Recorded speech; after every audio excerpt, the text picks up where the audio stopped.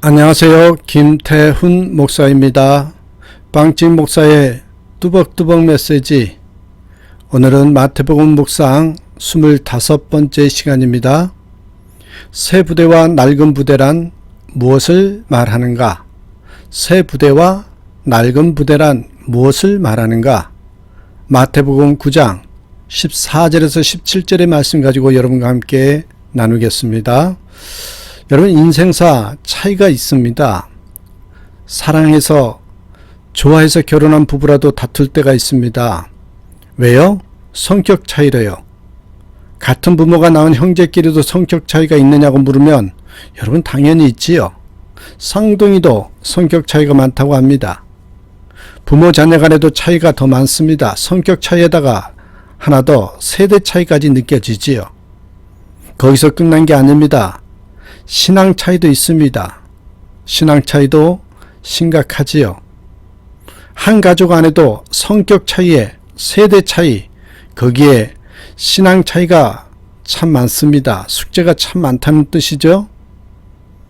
예수님도 신앙 차이로 어려움을 많이 겪으셨습니다. 서기관들에게 거부당하셨습니다.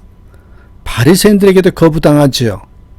오늘 말씀에는요, 세례 요한의 제자들에게도 항의를 받고 계십니다. 자, 오늘 본문을 통해서 깨달아지는 세 가지 나눔을 한번 나눠보겠습니다. 첫 번째입니다. 깨닫지 못하면 차이가 생깁니다.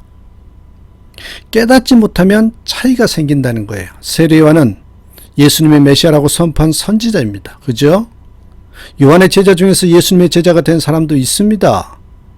요한의 설교를 깨달은 제자들일 것 같습니다. 그러나 계속 요한을 따르면서 예수님을 이상하게 생각한 제자들도 있었습니다. 듣긴 들어도 깨닫지 못하는 제자들이 있다는 뜻이겠죠. 그들이요, 오늘 본문에서 예수님에게 따지는 질문을 합니다. 14절 보실래요? 우리와 바리새인은 금식하는데 어찌하여 당신의 제자들은 금식하지 아니하나이까? 곱게 말하지는 않았을 것 같습니다. 그죠? 바리새인들은 일주일에 2번 금식했대죠. 누가복음 18장 12절에 보니까 나는 일회에 2번 금식하고, 그렇게 얘기를 합니다. 그러니까 일주일에 2번 금식했대요. 이게 바리새인들의 기도입니다. 월요일과 목요일에 금식합니다. 바리새인들의 신앙 전통입니다. 요한의 제자들도 그 금식 전통을 지켰던 모양입니다. 그런데 금식하는 날 예수님과 제자들은 마태의 집에서 푸짐한 식사를 했던 것입니다.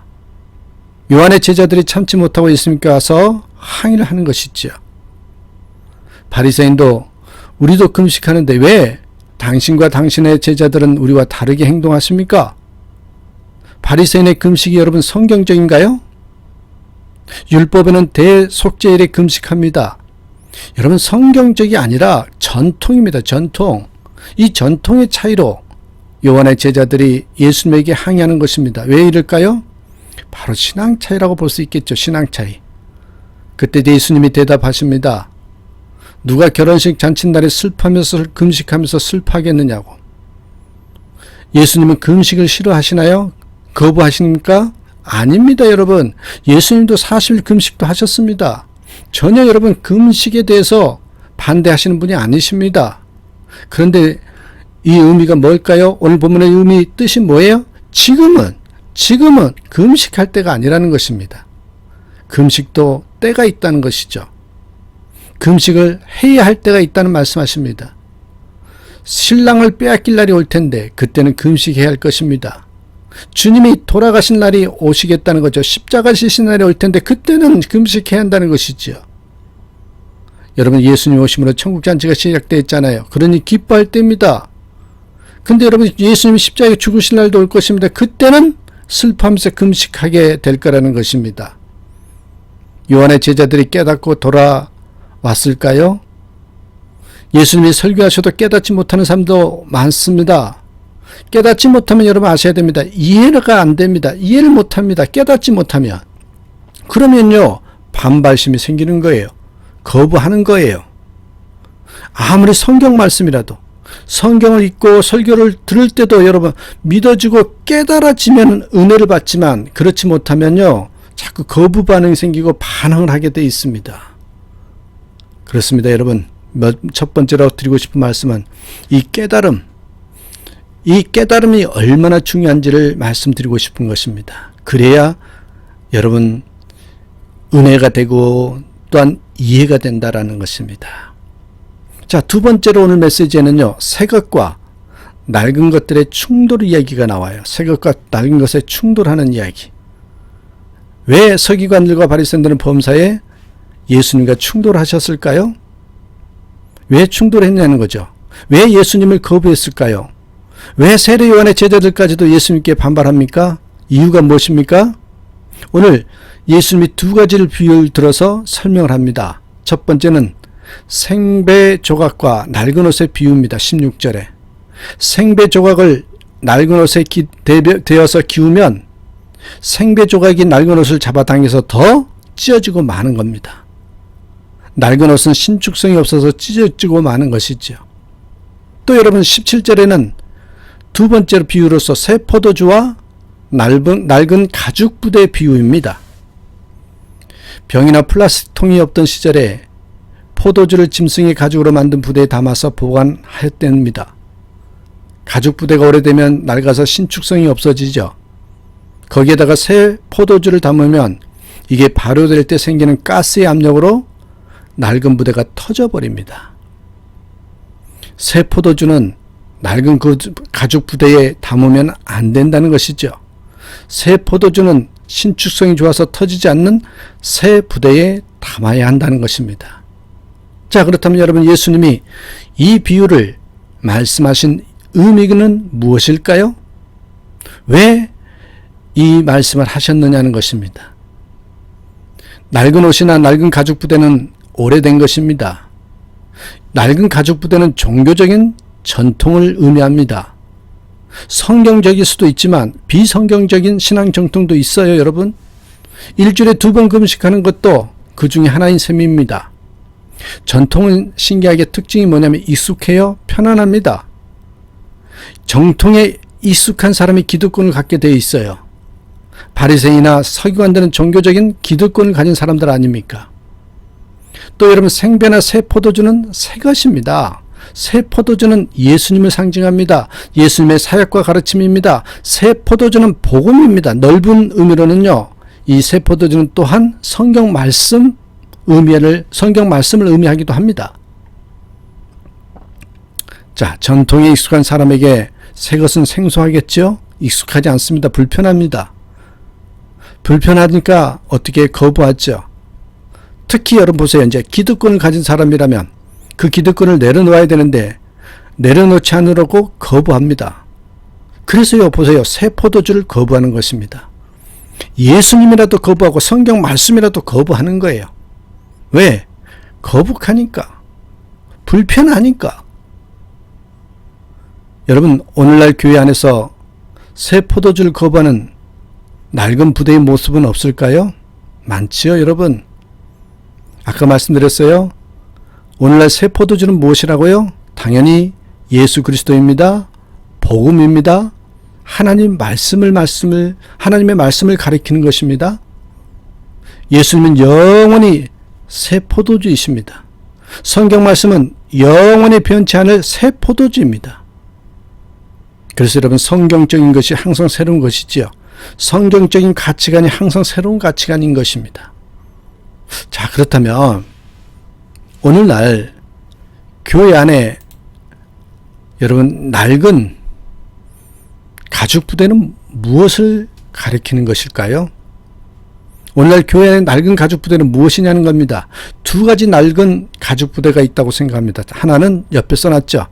전통만을 고집하는 것입니다. 전통만을 고집하는 낡은 부대가 있습니다. 예배든 찬양이든 새로운 것을 거부합니다. 자, 예배 형식을 바꾸는 것을 거부해요. 예배당 안에 드럼과 기타 같은 악기 사용을 거부합니다.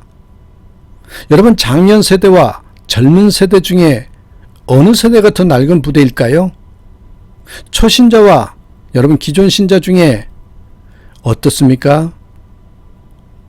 나이 들수록 오랜 신앙생활 할수록 이 전통이라는 낡은 부대가 되기가 쉽습니다. 둘째, 여러분, 세속적인 가치관이라는 낡은 부대가 있습니다. 세속적인 가치관. 이게 여러분 훨씬 더 큰 문제입니다. 세상적인 삶이라는 낡은 부대입니다. 이들은요, 요런 가치관을 가진 사람은요, 회개, 십자가 이런 걸 부담스러워합니다. 당연히 기도, 순종도 부담스러워하죠. 헌신, 충성 이런 단어도 여러분 굉장히 부담스러워합니다. 그래서 등을 돌려서 무관심하게 되죠. 어떻습니까, 여러분? 어르신 성도 세대와 중년의 성도 세대 중에 어느 세대가 더 세속적인 낡은 부대가 되어 가는 것일까요? 부모 세대와 자녀 세대가 있다고 합시다. 어느 세대가 더 세속적인 낡은 부대가 되어 갈까요? 여러분, 여기에서는요, 젊을수록 청년, 청소년으로 갈수록 더 세속적 가치라는 낡은 부대가 되어가는 경우가 많다는 것입니다. 새 포도주에 관심이 별로 없습니다. 예수님에 대해서, 복음에 대해서, 성경 말씀에 대해서 별로 관심이 없습니다. 짜증내고 실증내죠. 거부감이 심합니다. 그래서 여러분 부모와 갈등도 커지죠. 새 포도주는 다 쏟아버리고 세상적인 낡은 가족 부대만 덩그러니 남아있지 않은지 여러분 자녀들과 여러분 가정을 한번 살펴보시길 바랍니다. 여러분 충돌 현상이 생긴다는 것이죠. 그 이야기를 두 번째로 이야기를 합니다. 새 것과 낡은 것의 충돌. 세 번째는 여러분, 그래서 새 가족 부대가 필요하다는 것이 결론입니다. 우리 한국교회의 큰 숙제가 무엇입니까? 어떻게 하면 다음 세대의 붕괴를 막을 수 있을까요? 어떻게 하면 다음 세대를 세울 수 있느냐는 것입니다. 또한 여러분, 한국 가정의 가장 큰 숙제는 무엇입니까? 어떻게 우리 자녀의 영적 붕괴를 막을 수 있느냐는 것입니다. 어떻게 하면 우리 자녀들의 신앙을 세울 수 있느냐는 것이죠. 여러분, 저는요, 이렇게 질문을 던지지만 더 큰 숙제, 더 큰 문제는요, 교회가, 우리의 가정이 이런 고민을 별로 하지 않는다는 것입니다. 이게 가장 큰 문제인 것입니다. 여러분, 부모인 우리가 그런 고민을 별로 하지 않는다는 것입니다. 그게 진짜 문제입니다. 오늘날 우리 교회, 우리 가정에 필요한 새 가족 부대가 무엇입니까? 여러분, 새 포도주는 변함이 없습니다. 낡은 가족 부대를 새 가족 부대로 바꿔야 합니다. 어떻게 해야 됩니까? 먼저 부모부터 새 부대가 되어야 되겠지요. 먼저 부모가 부모의 자리에 서야 합니다. 아버지가 성경적인 아버지의 자리에, 어머니가 성경적인 어머니 자리에 먼저 서야 합니다. 아버지가 기도의 자리에 있어야 합니다. 어머니가 기도의 자리에서 울어야 합니다. 우리가 다 부족하지만 자녀에게 본이 되어야 합니다. 롤 모델이 되어야 합니다. 바울처럼요, 고린도전서 11장 1절에서 말한 것처럼 내가 그리스도를 본받는 자가 된 것 같이 너희도 나를 본받는 자가 되라고 그렇게 말할 수 있어야 합니다. 우리 속에는요, 새 부대와 낡은 부대의 양면성이 함께 있습니다. 새 부대가 되려는 소원과 낡은 부대에 안주하려는 그 두 마음이 함께 있습니다. 그러나 낡은 부대는 새 포도주를 결코 담지 못합니다. 언젠가는 터져서 다 새나가고 말게 될 것입니다. 그래서 여러분, 먼저 우리에게 가장 중요한 것은 요 새 부대가 되려는 소원을 가져야 한다는 것입니다. 이 새 부대를 갖지 못하면 우리 가정이, 우리 교회가 어떻게 된다는 그 심각성을 깨달아야 된다는 것입니다. 새 부대가 되려는 그런 소원을 갖는 저와 여러분이 되시길 간절히 축원합니다. 오늘도 주님 안에서 여러분 스스로가 본이 되어 주셨으면 좋겠어요. 나는 예수님 때문에 행복하다. 나는 주님 때문에 기쁘다. 이 모습들이 우리 자녀들에게 또한 세상 사람들에게 표정으로 보여지는 그런 삶이 되기를 주님의 이름으로 축복하고 간절히 기도합니다. 감사합니다.